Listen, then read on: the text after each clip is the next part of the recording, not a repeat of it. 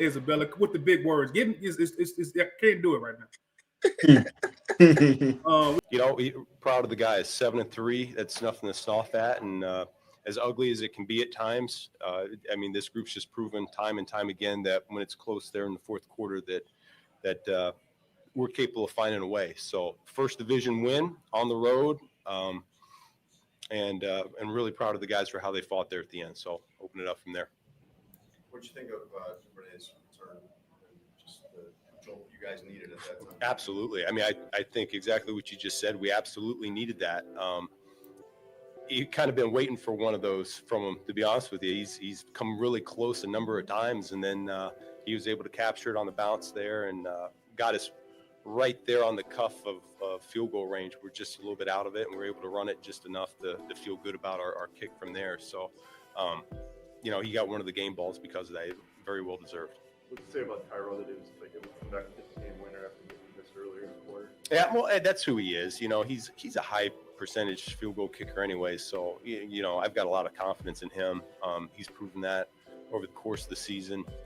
And really, he's been doing this for a long time. So he doesn't let things, one miss, phase him. We know it's high likelihood he'll make the next one. So he really kind of embodies what we are as a team. Very resilient. You mentioned that word resilient. There's a couple situations. Like DJ drops the pass in the middle of the next play. Y'all heard from OG? Catch the 25-yarder. That happened throughout the game.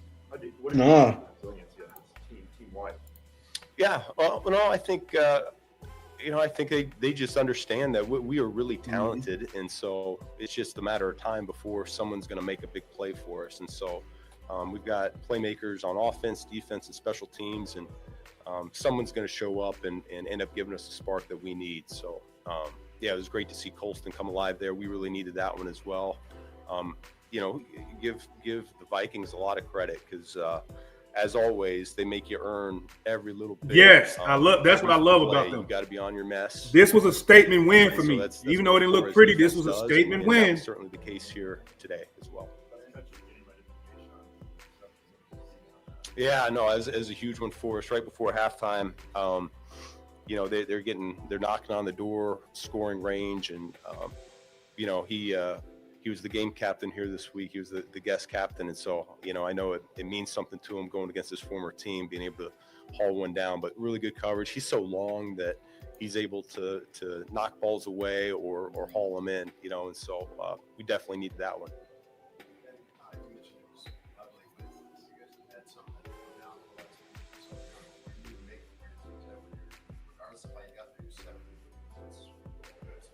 Yeah, no, I think there's ups and downs in every game. There's a few things you wish that you were a little bit cleaner on over the course of it. I think we had a legal formation on one and things of that nature. A few drops mixed in there. Just those are the ones that you get disappointed in because those are more self-inflicted than they are anything else. And so when it's like I said, when you play a tough team like that, you need to be on your mess as much as you can because they're going to make some plays themselves, which they certainly did in this game. So, it was very reminiscent there of the first game where we ended up having a lead and then allowed it to get interesting there. And we felt like we didn't make enough plays there in the first game to earn that victory. And so this one we did. So I do think that shows growth as a football team.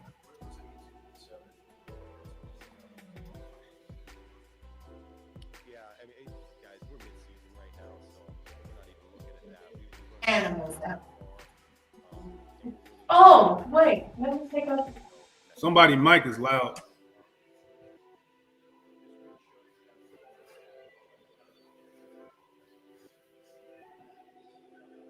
There's no question. Yeah, I think we've proven a number of times here this year that one of these phases is going to come through for us. It's Cincinnati game. Offense was kind of carrying the banner there that game. I thought defense really did a great job here today. They've done that for the course of the season for the most part. Special teams comes through for us when we really need it here today. And so we kind of just cycled around on who's stepping up to the plate and bringing us the win. And I think that's what good teams do. Right. After they score, a lot of people have watched this team and thinking, okay, this is the kind of team that can come back. Do you have time to even think about that in that moment? Like, they're leaving us too much time. Well, yeah, I feel really good about that situation. Regardless,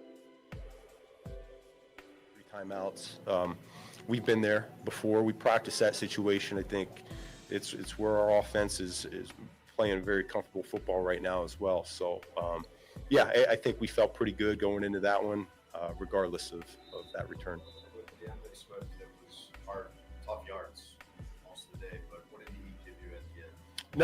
No, I felt it coming to life a little bit. They do a great job creating a lot of one-on-one blocks, and so if all it takes is one guy being off or you're mistargeted, they have a variety of fronts. I mean, it's what he's done a phenomenal job of for the last 2.5 years now of creating issues for the offense, and we had some.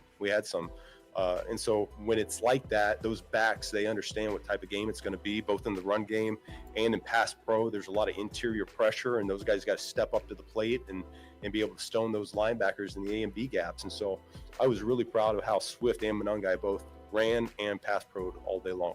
How do you evaluate Caleb's? Hard to say. I got to look at the tape. I know they probably had some turnovers that they take away you guys got. But that Wright's in the end zone. That's about as good as interceptions. Say it again. So Wright's interception in Yeah, the end zone and yeah. just the takeaways in general. We're going to get to it when what we got to say after Ben get out of here. We're going to kind of go fast. It's kind of been the story of our wins, right? Is when we know how important that statistic is of taking care of the football on offense and getting our takeaways on defense. And most of these 7 wins that we've had, we've been winning that turnover battle. So no secret to us, no secret to our opponents, and we got to keep that trend going. Thanks, guys. Yep, thank you. And we are back just like that, man. What a game shot. I'm gonna speak on a couple things, man. We're gonna talk about the good. The running game was one of the most positive things tonight. The offensive line was another thing that was good tonight. Wasn't that many penalties. I don't think he gave up 2 sacks. That was probably Caleb Williams' fault. The defense gave us 2 takeaways, one by Bayard and one by Nashawn Wright. Interception was good. The pressure was good enough. So with that being said, Shad, I'm gonna open up the floor to you, man, and just see what you got to say about this game before the next person come up on the podium, bro.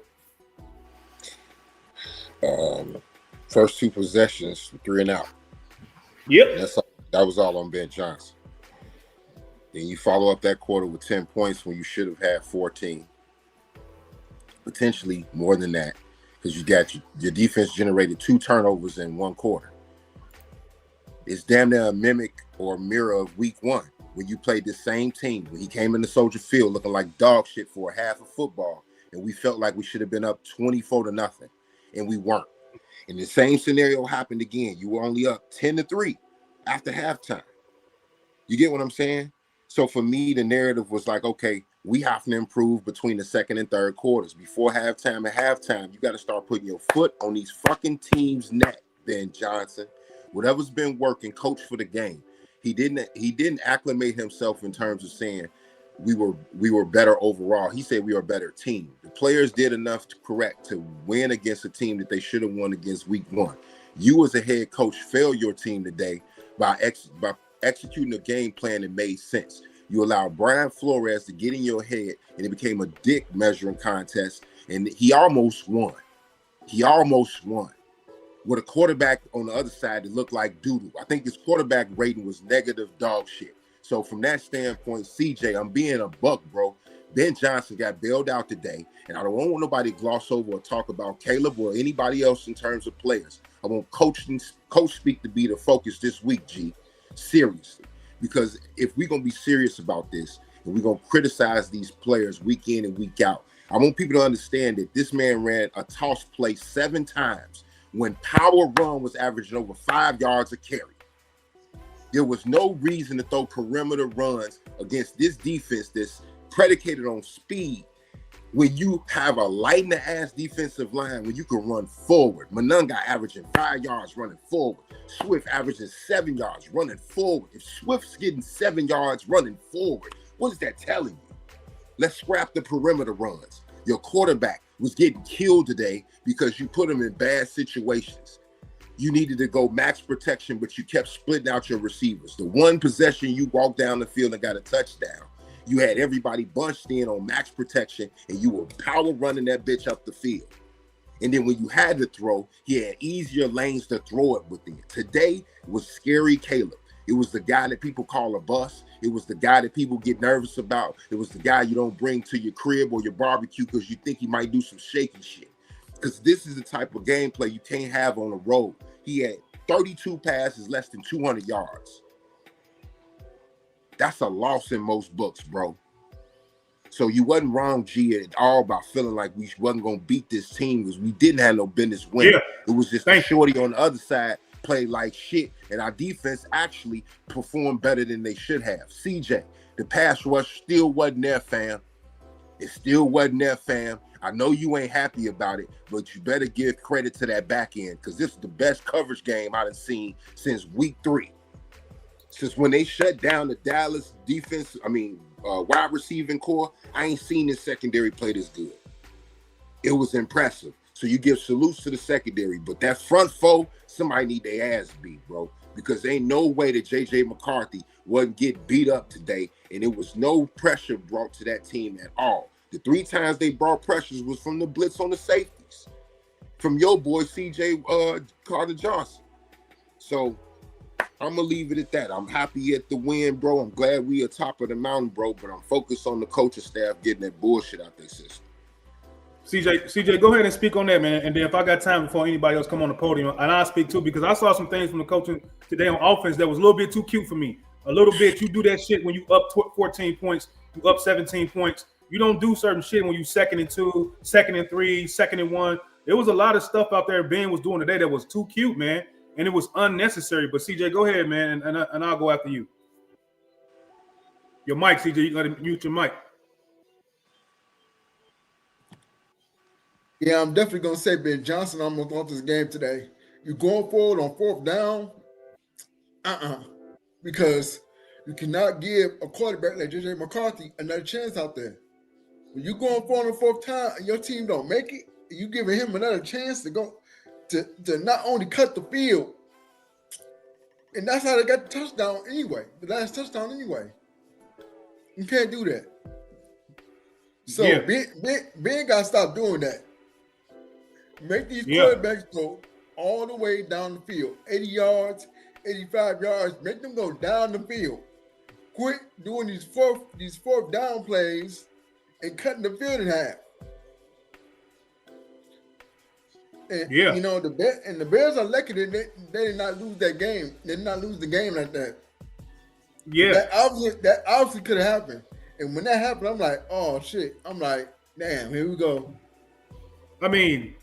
And we got some comment. We got a comment about Bella. I'm gonna read it. It says, "With our inability to score touchdowns instead of field goals, and a defense that can't stop anyone, but does get turnovers in abundance, realistically, how many more games do you think the Bears can win with their remaining schedule?" This is what we were talking about on the Strength of Schedule episode Friday night.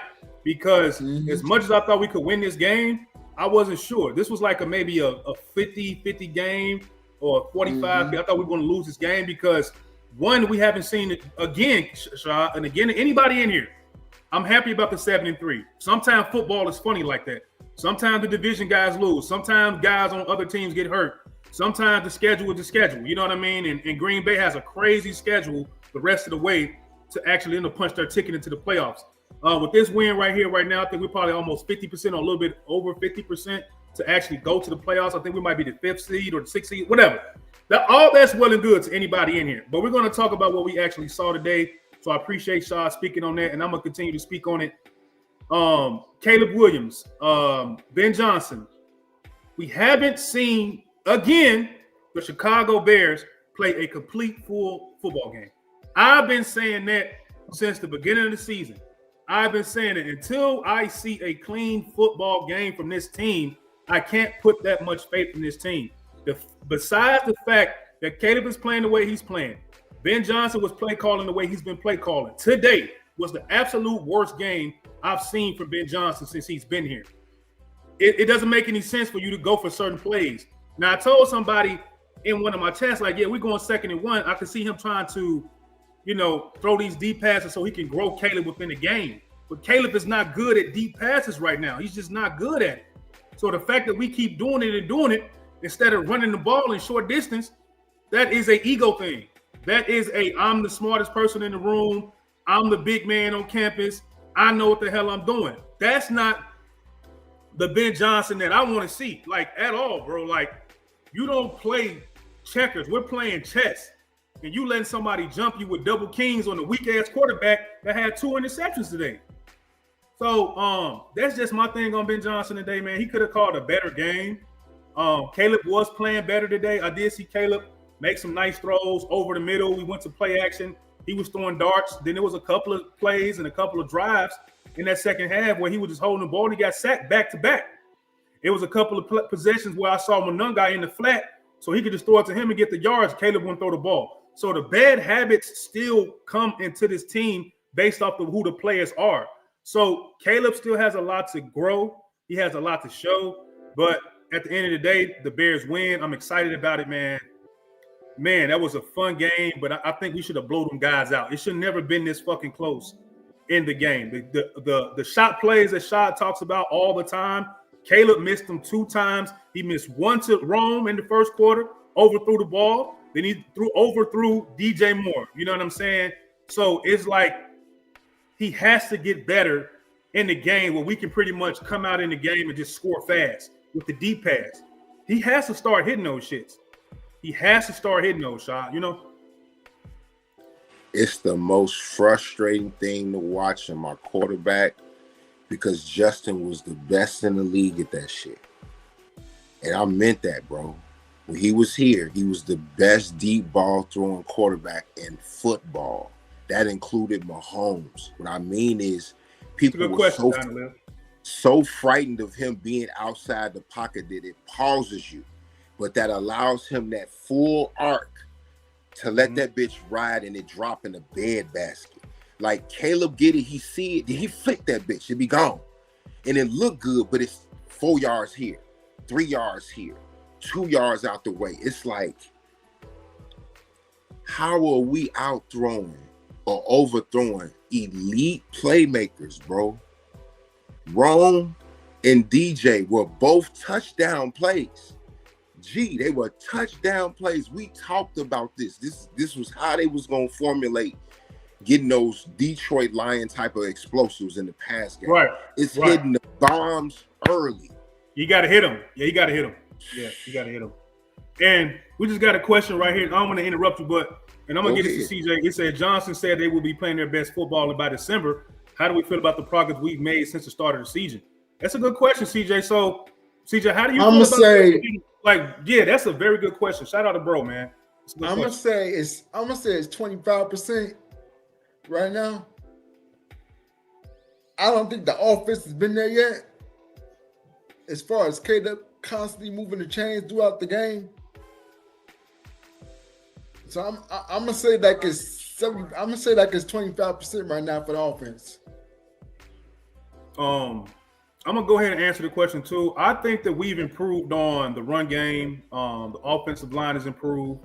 Monunga is looking good. We got us a 2-back system with Swift and Monunga. Caleb seems to be making throws, especially in the middle of the field. Play action. He's actually gotten better at throwing the ball to his left. He's not as good as he needs to be in throwing to the flat still. His deep ball is still not where it needs to be.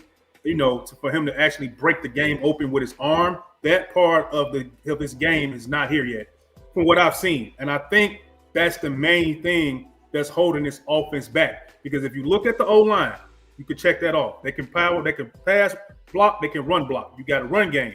You got Rome and you got Colston coming along. You got Luther coming along. If there's one thing on this offense, on this team that I see being an issue, it is the long ball. It is the deep pass. It is the shot play. I don't think until we get that fixed, we're not going to see the offense that we all want to see to where we can beat teams with 14 points in the first quarter, 17 points in the first half. We're just not going to see it until Caleb actually starts to nail down his deep passes. I just think but overall, we have improved. To answer your question, absolutely. We improved more on offense than we improved on defense. I think that the defense, or what Dennis Allen continues to do, is not what I was always want him to do, but he is playing with what he can play with, man. He is doing the best that he can, and it is stopping offense. And so, beggars can't be choosers at the end of the day. We did improve as a team, because if we didn't, we wouldn't be 73.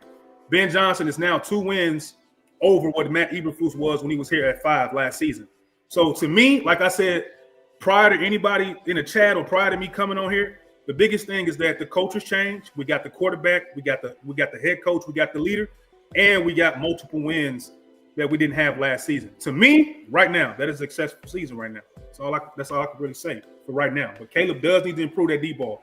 If he doesn't do that shit soon and he doesn't get better at that, they don't practice that in practice in the next couple of weeks or whatever we need to do, it's the deep ball, bro. It's the deep ball for me. The deep ball. Could vibe off these comments, bro. Yeah. Let me see what we got. We got Bella says George Haller was arrogant and he won a lot of championships. Go Digger was arrogant and so was Buddy Ryan. I'm just saying you can be arrogant, but it's a part of it. You can be cocky, but to me, it's about situational awareness. To me personally, I could be. People can debate that. I mean, she said. I feel like I feel like he makes the plays to Rome. If he was outside, he seems to me like he plays better outside. I don't know, more accurate, more on the zip ball shot. What you got for that one, man? Ron could line up anywhere on the field. He struggled in motion because he's got called for pre-snap penalties. I think this is the third time this year. A pre-snap penalty that was actually a positive play for the Bears. So like when he goes on motion and he gets to turn in that corner and going into his route too early, like that's just one hiccup. But Rome is the one receiver that you can trust to line up anywhere on the field. That includes DJ Moore. So the progression of Rome, I'm very satisfied with. The production, I don't think is there because of the continuity and the play of the quarterback. Right. They target him at a clip enough where he should be considered top 10 in each major statistical category when you're gauging big play receivers. So if I'm looking at Rome, he has the archetype of being a top 10 receiver, period. But from production standpoint, it's underwhelming, and it shouldn't be. So from that standpoint, that's why I would leave it. Other than that, he's shown to be a very good football player. We highlighted him on his blocking in multiple games this year at different positions on the field, G. So salute to 15 for putting in the work, man. I think that we are playing to his strengths in the pass game enough for us to see the opportunities for him to be special, which are the shot plays, which we are lacking. So it's hard to gauge him if he ain't getting them. You know what I'm saying, G? Can you really say, hey, Rome should have caught that jump ball? I didn't see that jump ball from Rome. I'm still waiting. Right. To get the point. Like, he got to go chase a ball. Like, no, how about put some arc on that bitch, let him jump, then he come down with it because he's that guy. You get what I'm saying? He fucking fell on the ground, caught a ball, got up, carried two motherfuckers today. I mean, Rome got the talent, but go ahead. Go ahead. Nation, bro, for Caleb not to have chemistry with fam. That's what I'm saying. It's got to be some disconnect in terms of on the field, like seeing the same shit. You know what I mean? Because like Aikman and Irvin, they always say they saw the field the same way. Like Montana Rice, they had the same vision. McNabb and T.O. Like you look at these Culpepper and Moss, they just had the same view of shit, right? Like we're watching them make mistakes as they get older, but what I don't know what's the problem, they got to be practicing, is why they're so inaccurate when those deep shots come. Like how? I don't think they're doing it enough. Like I'm a person that I base my life on muscle memory and repetition. We've already seen Caleb all game throw the ball through the fucking middle the whole game. He was going crazy in the middle of the field. We were seeing him do well and sometimes in the flat. We were seeing him. Oh, here go Caleb right here, y'all. Let me take this off of here. I got you. Keep that though. Yeah, hold on.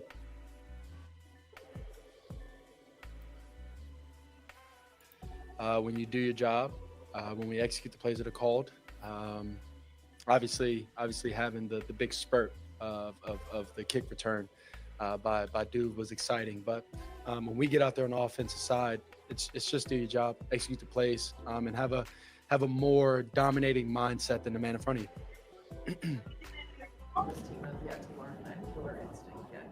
Kevin Meyer. Yeah. Do I feel that? Yeah. I think part of it because you have to have a killer instinct to be in these games and finish these games the way we have. To fight all the way through and come out victorious, you have to have a sense of killer instinct. But for the idea of killer instinct, speaking on when there's blood in the water, we got to go and that starts with you, bro. Turns the ball over for us, and we get the ball back. We got to put up 7 points. When they get 3 and outs, we got to put up 7 points, and that's a mindset and belief that we have to grow towards and get better at. And that's something that I was preaching on the sideline, and I'm going to keep preaching that because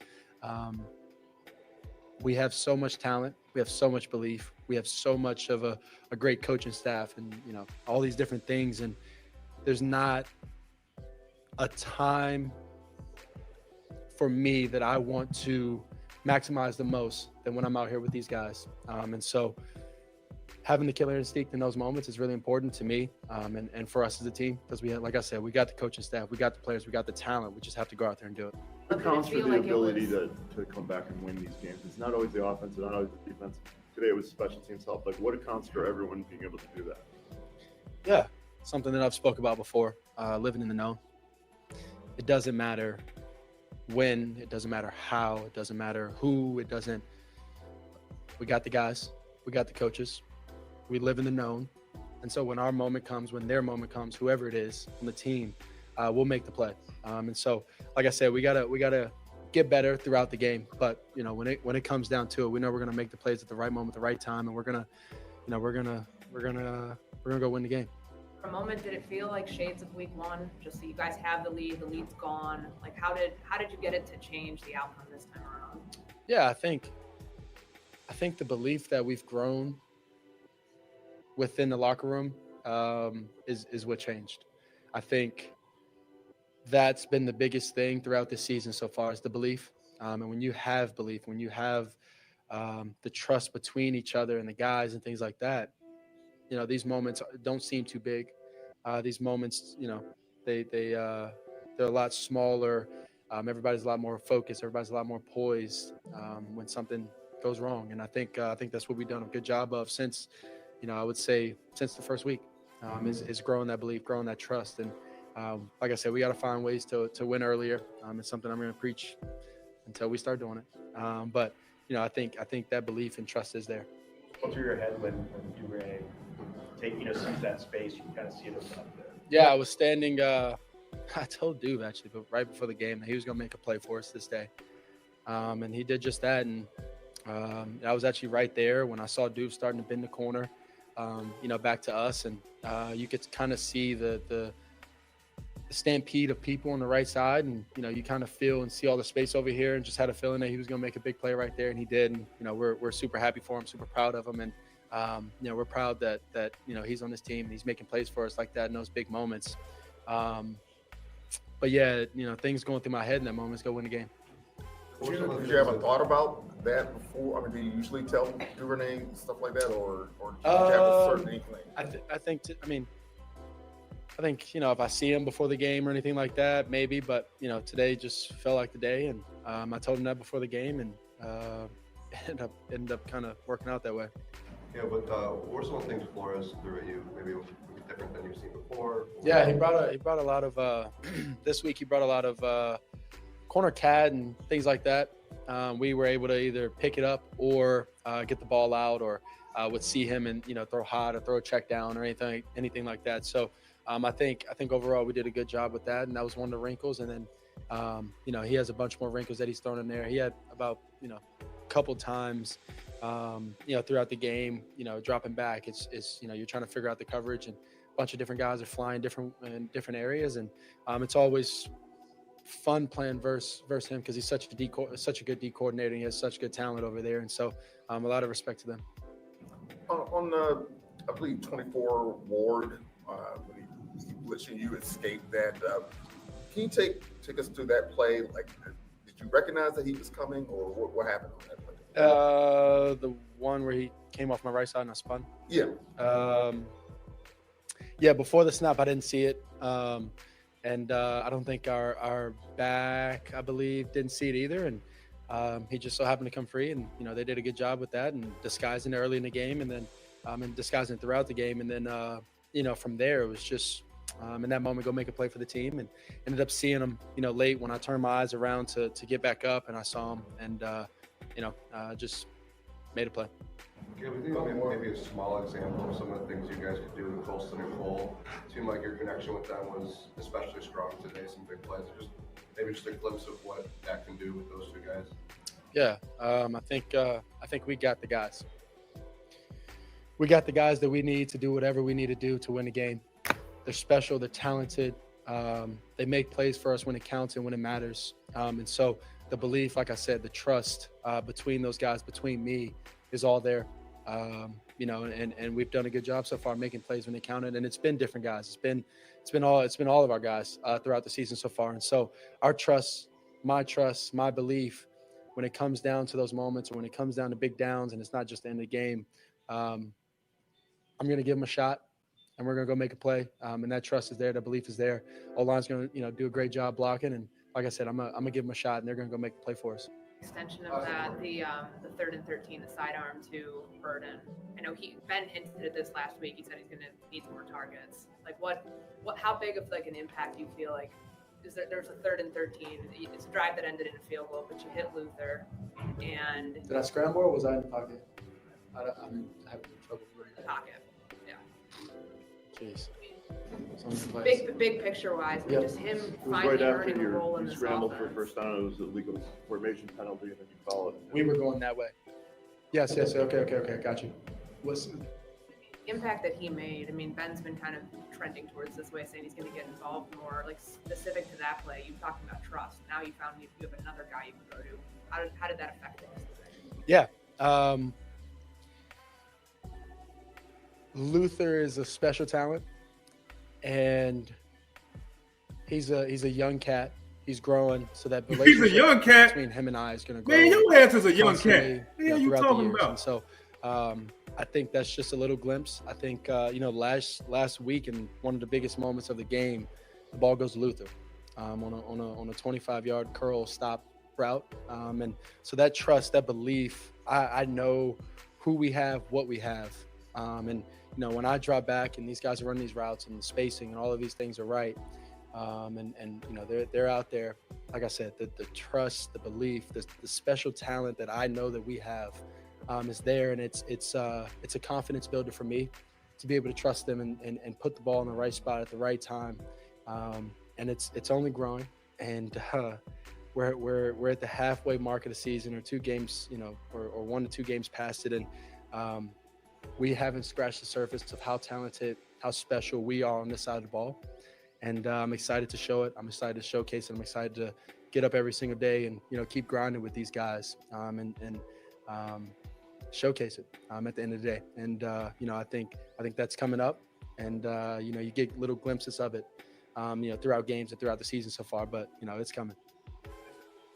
The Bears.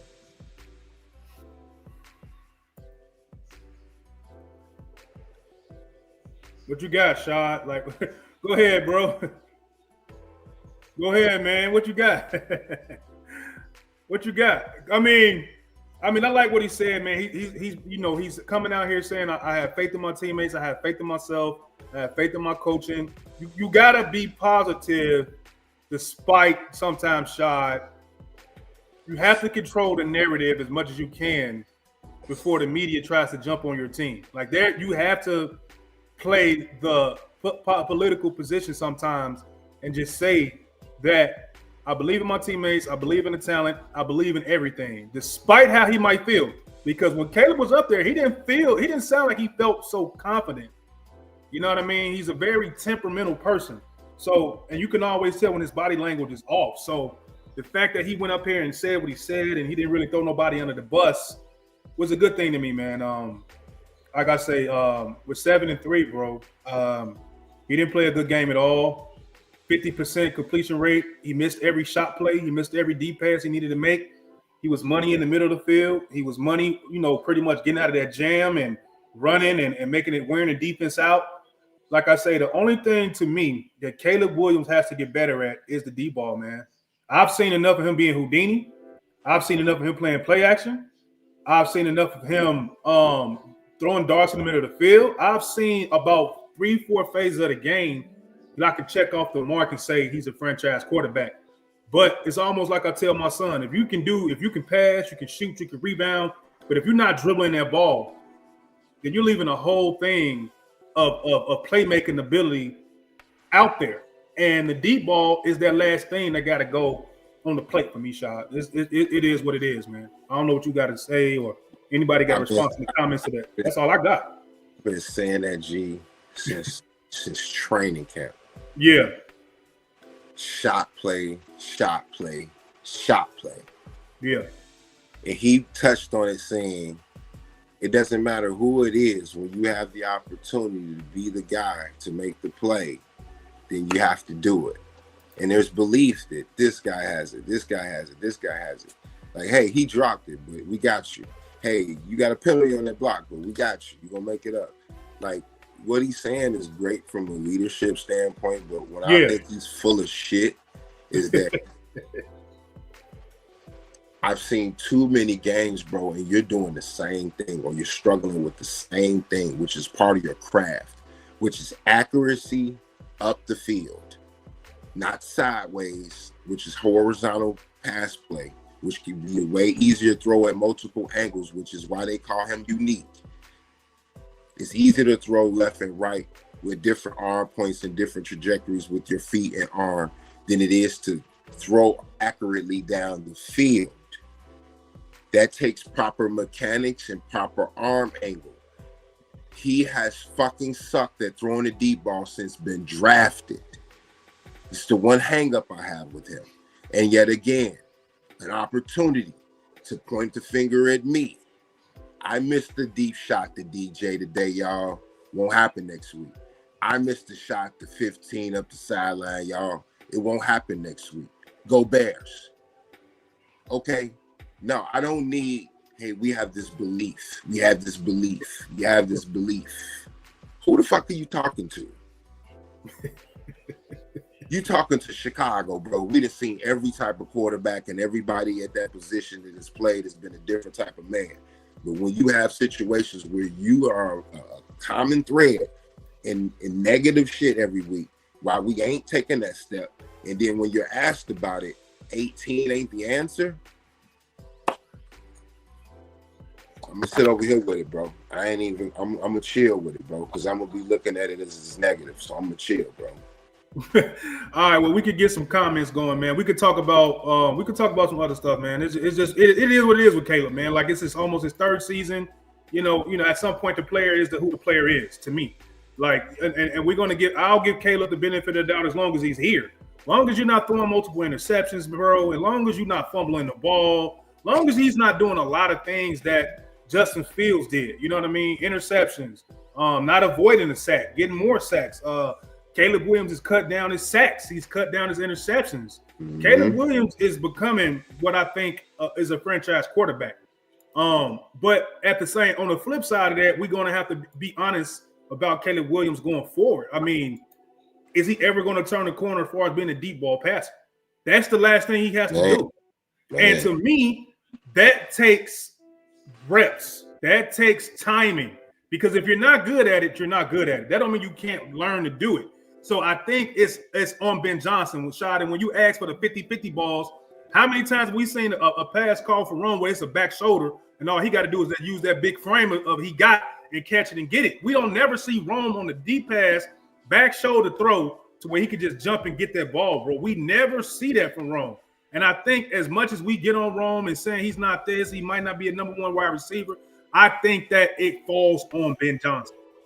I think some of this falls on Ben Johnson. I don't think Caleb is a straight over-the-top thrower where he can just bomb it and catch. But if you tell him to put it over the back shoulder and this big guy can get it down the field, I think Caleb can do that because you're telling him to throw to a spot rather than throwing all the way and then dropping it in the bucket. That's what I don't see from Caleb. And that's fine because if you see Rome as a back shoulder throw catcher, tell Caleb to throw it to his back shoulder on the deep ball. To make the route, call a play, make him turn around, catch it, and fall. That's it. That's on the coach. That's on the coach. It's really no excuse at this point as far as not getting Rome involved the way that Rome needs to be involved in some of his strengths that I know he can do. You know, he's not that type of receiver to where he could just almost just run deep and just catch the ball, man. I don't think that's wrong. But I do think it's on Ben Johnson to get Rome in spots to where he wants to dominate the ball. Like when we get in the red zone shot, I never see any 50-50 balls tossed to him.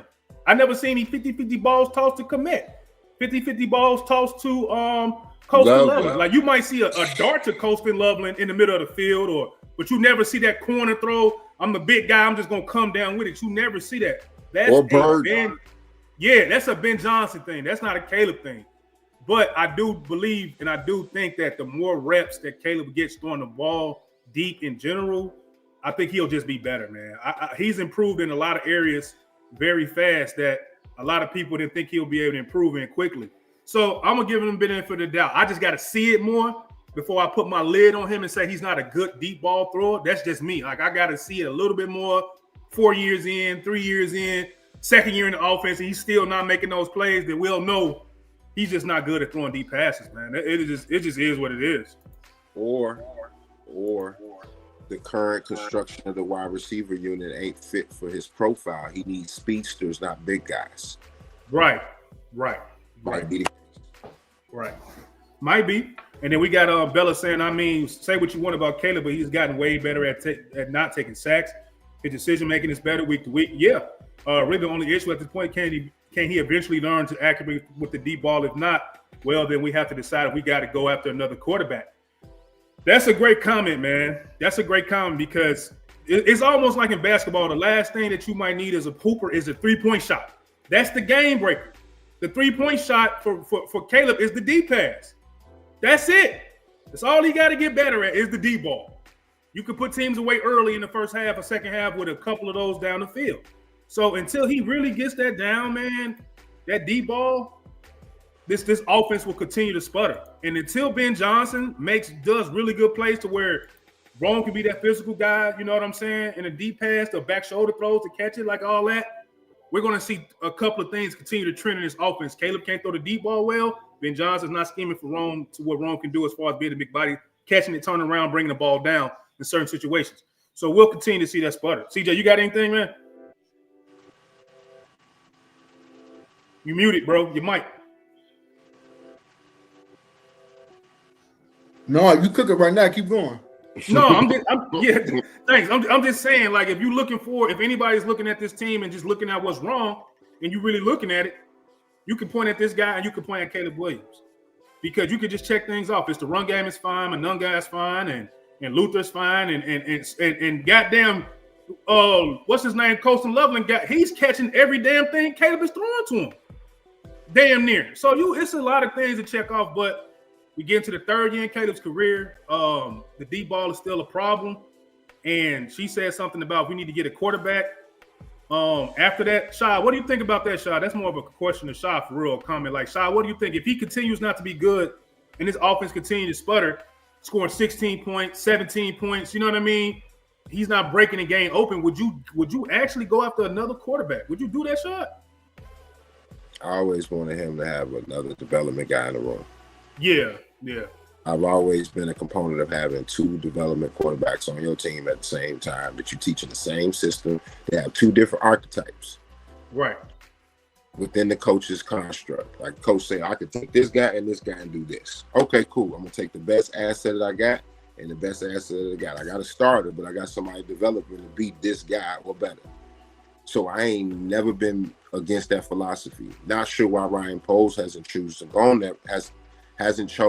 that route, and we'd rather have Tyson Bagent, who comes in on 3rd and 2s and comes out. Never mind. I didn't want to get into the X and O's in today's game with Ben Johnson and his trickeration. But as far as Caleb, I do think that that's one of the check marks that I've always had as a Chicago quarterback to maintain success. The ability to hit vertical plays. Yeah. That's kind of a requirement. Like if you're a running back here to have success, you got to be tough. Haven't seen many finesse running backs be successful since Walter Payton. And oh, by the way, he was called Sweetness, but he will run your motherfucking jock strap off your body. Yeah, he had unreal balance after contact. It's crazy. power. Power for real. Absorb power, distribute power.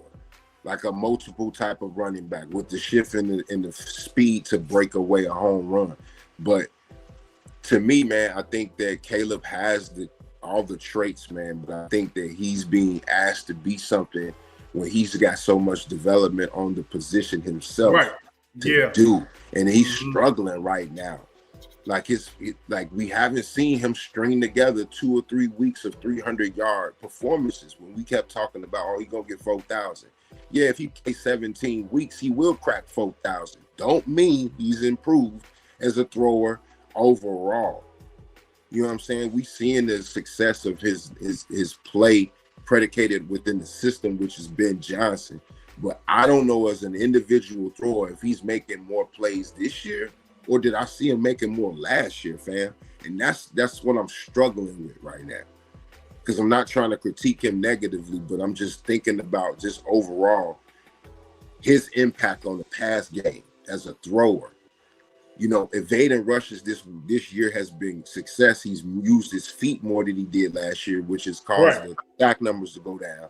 But that hasn't increased the pass numbers down the field. The vertical game is still in between in the 15s and overall in the league, bro. When he just told me we got all the pieces. Okay. So what's the problem?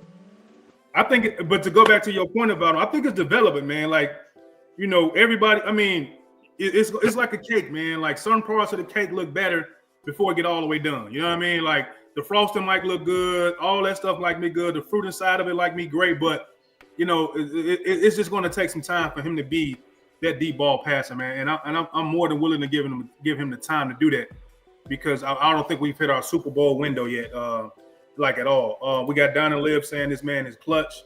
He has a clutch gene. We Gucci. Can't wait for 3 to 4 year Caleb. Yeah, I just think it's going to take a while, man, because we've seen the offense struggle with him, you know, as far as his deep ball, and it's been non-existent all year. I think he had the flea flicker pass. That's the only one I can really remember that resulted in a touchdown. But other than that, it's been kind of, you know, bare him throwing the ball deep. It's definitely a developmental thing more than I think it's a he can't do. I would never say Caleb can't do anything. I don't think that's it, man. I just think that might be the weakest part of his game, CJ. It just is. And until he get more reps with doing that shit, or more often, and more play calls for guys to go deep, I don't think he'll be good at it, because we run the ball heavy. We run the ball. So it's like I say, Ben Johnson has a lot to do with the development of the deep pass game. Like some guys, Shad, are just natural deep ball throwers, man. Like Aaron Rodgers was a natural deep ball thrower. Russell Wilson was a natural deep ball thrower. You know, so now some of them are just more natural than doing that. I don't think it's as natural for Caleb Williams as a lot of people want it to be as far as him throwing deep ball passes. It's just not as natural. He don't have the timing down. He don't have the rhythm down. He don't have the reps. And you mix that in with a coaching staff that pretty much runs the ball the way that we run the ball, you're taking away that rhythm for him to actually have deep pass throws. You know what I'm saying? Am I right or wrong, CJ? Do you see it kind of the same way, C? Yeah, I do, because it's been times where he's taking them deep balls and they not as accurate, or him and the wide receiver may not have that connection. So I just think he just got to get more reps in doing it, to me. Yeah. And we still got like 7 more games to go. So it's going to really be telling to what we can see from Caleb Williams these last 7 games, man, as far as deep ball. Like, we're going to see, man. But other than that, CJ, let's talk about the guy who pretty much was almost one of the reasons we won, because everybody contributed to this win today. The tight ends played well. Colston Loveland was on point. Cole Kmet was on point blocking. You know what I'm saying? Everybody contributed. The defense contributed to win. It's a team win.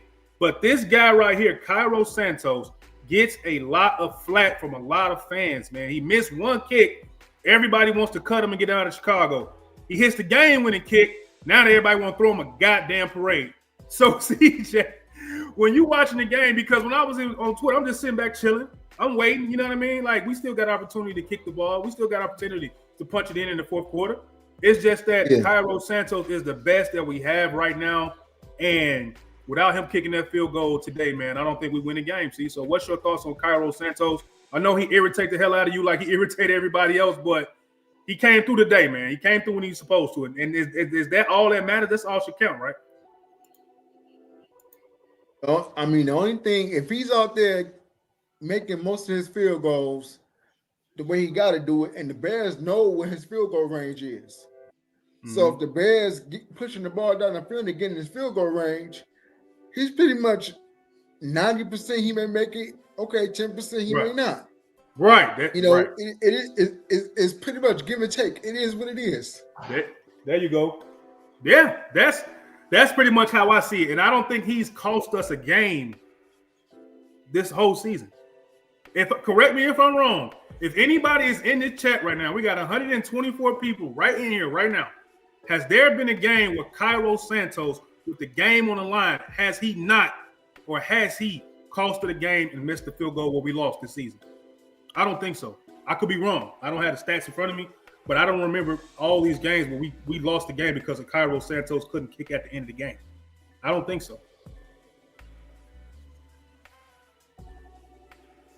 I don't think so. No, eight got nuggets, G. Ain't no question about it. But the problem is that when he missed the 45-yarder, he opened the door for Minnesota to get back in the game. So you remember the kicks within the game in the context of it. Ben Johnson felt in perfect conditions. If this son of a bitch can't kick a 48-yard field goal, just leave your shit there in the middle of the field because we'll go get a kicker next week. That's what that meant for me for Ben Johnson. And I can't wait till the all 22 to talk Ben Johnson. I just want to say that right now. So we're doing all 22 this week, Shad? Let's do all 22. I'm doing a special Ben Johnson episode of Do You Want to Drink the Kool-Aid or Not? Get it ready. Yeah, we can do it. I'll produce it with you, man. We can go live on Wednesday. Whatever day you're available, Wednesday, Tuesday. I know it come out Tuesday, so it probably has to be Wednesday. And I'm with we could work up a special cut before we even get to it for the people to condense it to make their time more efficient. Because we ain't gonna dog on the win, but we're gonna talk about some things that family need to discuss. That's what I was saying, man. We just gonna talk about the things that was probably the most egregious to the fan base, the most egregious to me and Shad and CJ Allen. So I mean, with that being said, man, we can pretty much end this thing, man. It's a good win. We're 7-3. We're at the top of the division the first time in a long time. The Packers schedule going down they got a hard ass schedule, and it's football, man. Injuries happen. You know, it's a lot of things that go into a win. Sometimes it's the quarterback playing how he plays, play calling, the defense helping out, the kicker helping out, teams beating each other in division, and other teams in the conference beating teams that you need to beat. There's a lot of stuff that happens, man. So overall, I'm happy with the win, man. I can't say I'm not happy with the win. But Ben Johnson, he got some things he needs to work out. Caleb Williams, he got some things he needs to get better at. It just is what it is. Cairo Santos, man, he was clutch today. He got us the W with his foot. This dude right here continues to run hard. He continues to not fumble. He continues to use the contact absorbing and be what we need him to be. I don't have this kid right here. Man, the man got hands. His hands got to be made as glue or some shit. You got to stick them on his gloves or some shit because he doesn't drop nothing, bro. Whenever Caleb wants that middle of the field throw, it's right there for coasting, man. It's right there. And that's trust. Luther Burden, he wasn't as good as we wanted him to be today. He had a couple of drops that slowed the chains down. And he's a rookie. So we all just got to get a rookie some grace, man. We got to get a rookie some grace. Rome Odunze, man. Man, like I said, this right here continues to be a conundrum, continues to be a situation where it's a Ben Johnson thing and it's a Caleb thing, and it's just a timing thing. Like Rome might not be utilized the way he needs to be utilized sometimes because he does a lot of drops, but when he's not dropping the ball, what is he doing? What are the play calls for him to be exploited in a positive way? So if anybody's like seeing how his father talks about how he wants to be traded, maybe there's some truth to that. Maybe that's something that we all need to look at a little bit closer. Maybe he's not getting the looks that he wants to get as far as a receiver.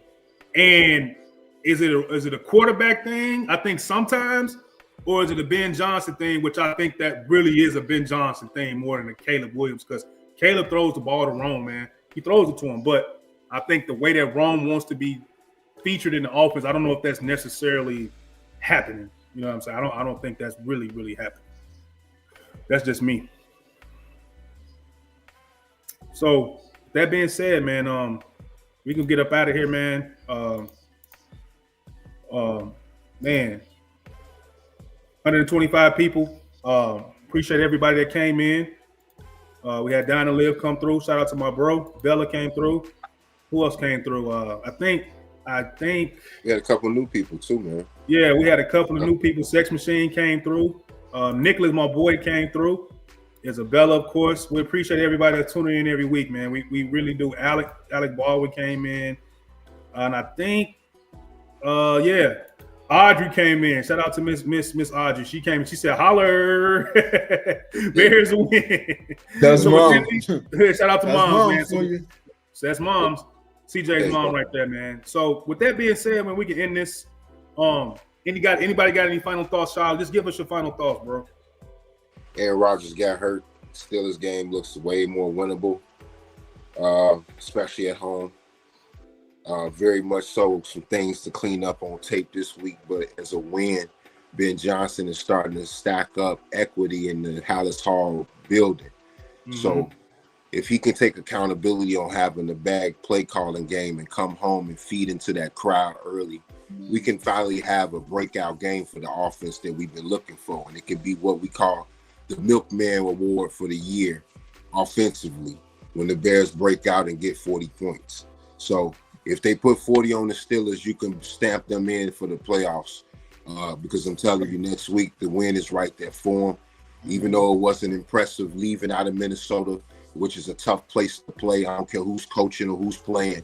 Historically, the Bears versus the Vikings is a kick fest. So from that standpoint, you drink your beers tonight, you lick your wounds, you watch your tape, tune in to the All-22, and we'll get all the beef off of your plate for next week because the sweet Steelers is coming.